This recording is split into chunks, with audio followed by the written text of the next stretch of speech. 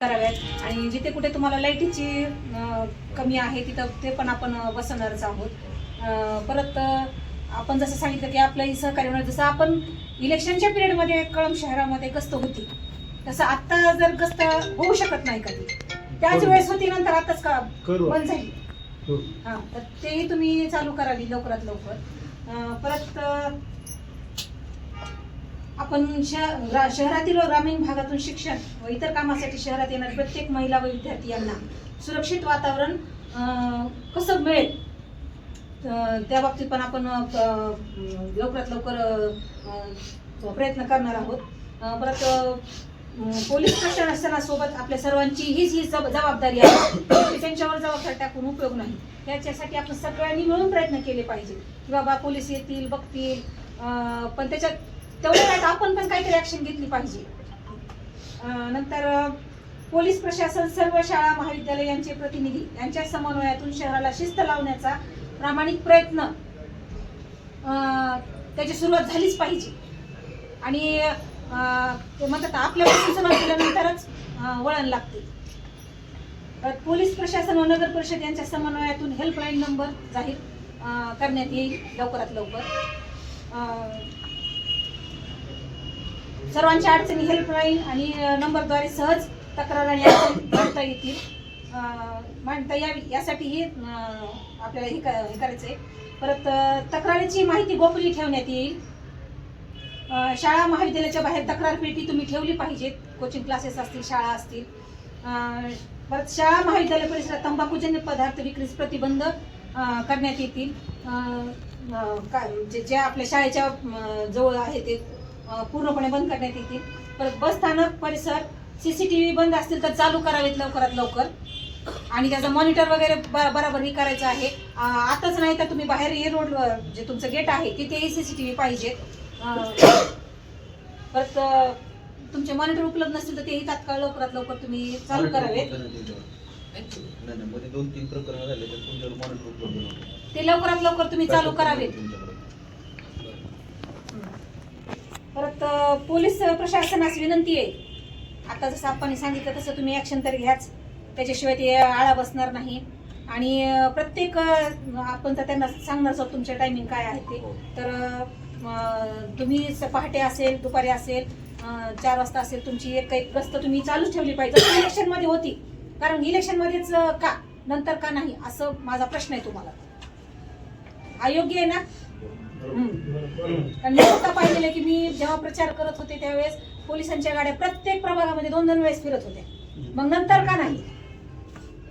तर आपल्या गाड्या ही शाळेच्या अवतीभोवती, ट्युशन क्लासेसच्या अवतीभोवती फिरल्या पाहिजेत। आणि परत सगळे सुज्ञ पत्रकारांनी पालकांनी पण आपलं मत व्यक्त केलेलं आहे आणि सगळ्यांनी मिळून सहकार्य करा, योग्य ते योग्यच म्हणून मांडा। परत महिन्याला आपण शाळेमध्ये एक मीटिंग अरेंज केली पाहिजे, विद्यार्थी म्हणजे कोचिंग क्लासेस आणि तुम्ही पण पालकांची, तर तुम्ही ते हे करा की कंपल्सरी तुम्ही आलंच पाहिजे।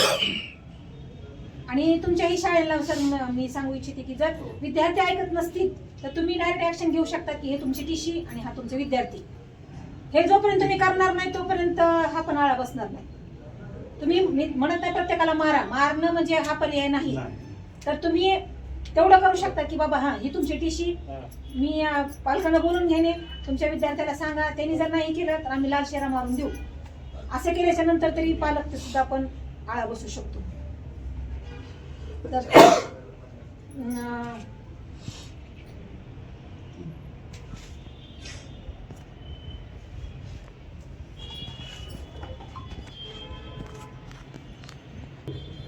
सेफ सिटी सेफ गर्ल उपक्रम पोलीस, नगर परिषद, शाळा महाविद्यालय, पालक आणि स्वयंसेवी संस्था यांच्या सहभागातून स्वतंत्र उपक्रम राबवणार आहोत। महिला सुरक्षा समितीची स्थापना महिला नगरसेविका, महिला पोलीस अधिकारी, शिक्षिका, पालक प्रतिनिधी यांची स्वतंत्र समिती तयार करणार आहोत। स्वयंसेवक गट तयार करणे, NCC कॉलेज युवक युवतींचा सहभाग घेऊन सुरक्षा मित्र म्हणून काम लवकरात लवकर चालू करणार आहोत। रस्त्यावरील अंधार कुठे कमी असेल तिथं तुम्ही आम्हाला सांगा, म्हणजे आम्ही तर बघणारच आहोत आणि तिथे उपाययोजना लवकरात लवकर आम्ही करणार आहोत. परत शहरातील संशयित ठिकाणीची यादी तयार करणे आणि कॅफे असतील, लॉज असतील, मोकळी मैदाने असतील, ओसाड ते जास्त करून पोलीस प्रशासनाने पण लक्ष दिलं पाहिजे. आपण पण तिथं सर्वांनी मिळून लक्ष देणं गरजेचंच आहे. डिजिटल तक्रार व्यवस्था, हेल्पलाईन व्यतिरिक्त व्हॉट्सअप नंबर, QR कोडद्वारे तक्रार करता येईल अशी सुविधा आपण लवकरात लवकर तयार करणार आहोत. विद्यार्थ्यांसाठी कायदेशीर जनजागृती, पोक्सो ऍक्ट, IT ऍक्ट, महिला संरक्षण कायदे याबाबत शाळा कॉलेजांना पण वेळोवेळी मार्गदर्शन तर करणारच आहोत. परत समुपदेश, काउन्सिलिंग व्यवस्था, पीडित विद्यार्थिनीसाठी समुपदेशक व महिला हेल्प डेस्क हे पण चालू करणार आहोत. आणि कॅफे व टपऱ्यावर वेळेचे निर्बंध, शाळा कॉलेज वेळेत व संध्याकाळ नंतर नियमबाह्य व्यवसायावर पण कारवाई आम्ही लवकरात लवकर चालू करणार आहोत. CCTV बसून पण हे भागत नाही, त्याचे तुम्ही लाईव्ह मॉनिटरिंग पण तुमच्यापाशी असणं गरजेचं आहे तुमच्याजवळ पण. आणि मीही नगरपालिकेच्या ह्याच्यातून पूर्ण कळंब शहर CCTV खाली कसं येईल ते लवकरात लवकर मी पण करणारच आहे. आणि मोठं मॉनिटरिंग असून तेही आपल्याला दिसेलच लवकरात लवकर की पूर्ण कळंब शहर हे CCTV खाली आणण्याचं काम चालू करणार आहे. नाही सगळीकडेच पूर्ण कळंब शहर म्हणलंय मी, कळंब शहर. आपली जुनी जिल्हा परिषद शाळा आहे, ते जुना जिल्हा परिषद शाळा सध्या मासिक आढावा, दर महिन्याला पोलीस व नगर परिषद संयुक्त आढावा बैठक होईल इथून पुढं.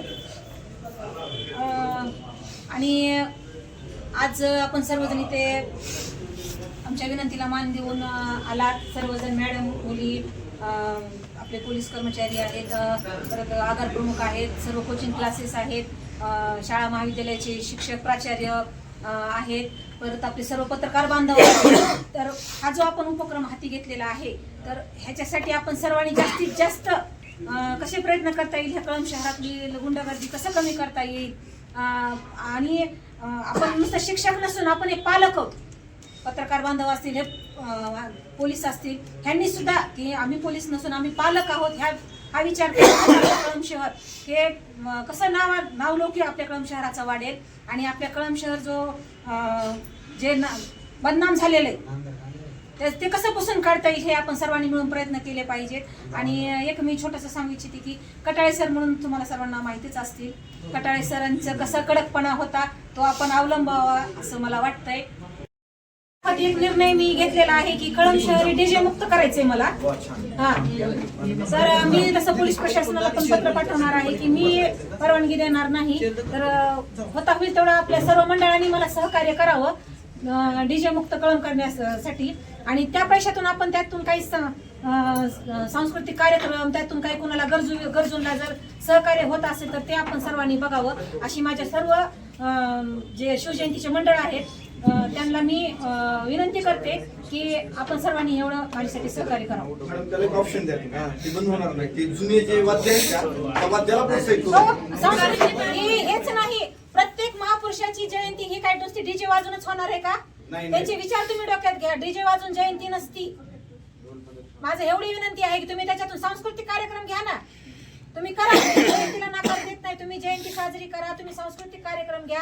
आपल्या शहरातून तुम्ही शहराला काही नवीन संदेश देऊ शकतात ते तुम्ही करा. तुम्ही स्वतः संकल्प करा की महाराजांची जयंती आहे मी हे सोडून देईन, डॉक्टर बाबासाहेब आंबेडकरची जयंती आहे मी हे व्यसन सोडून देईन, अगर मी हा समाजकार्य मी हाती घेईन. तुम्ही संकल्प करून जयंती साजरी करा.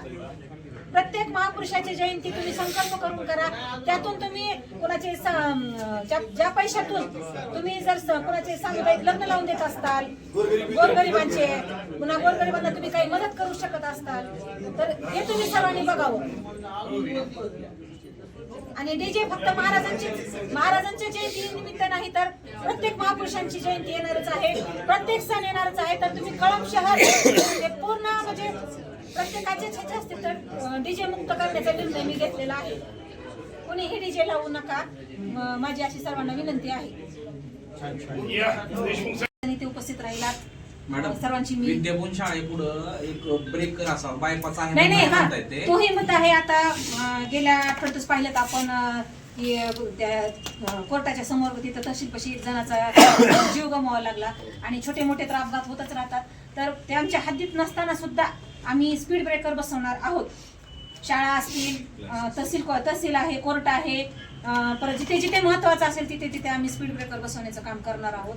आणि मी सर्वांकडनं म्हणजे सहकार्याची अपेक्षा करते की आपण सर्वांनी मिळून चांगल्या कामामध्ये सहकार्य करावं, कुणीही आडफाटा घालू नये, चांगल्याला चांगलं एवढीच मी अपेक्षा करते. आणि सर्वांची मी खूप खूप आभारी आहे आपण ह्या कार्यक्रमाला उपस्थित राहिलेला आहात. तर धन्यवाद सर्व.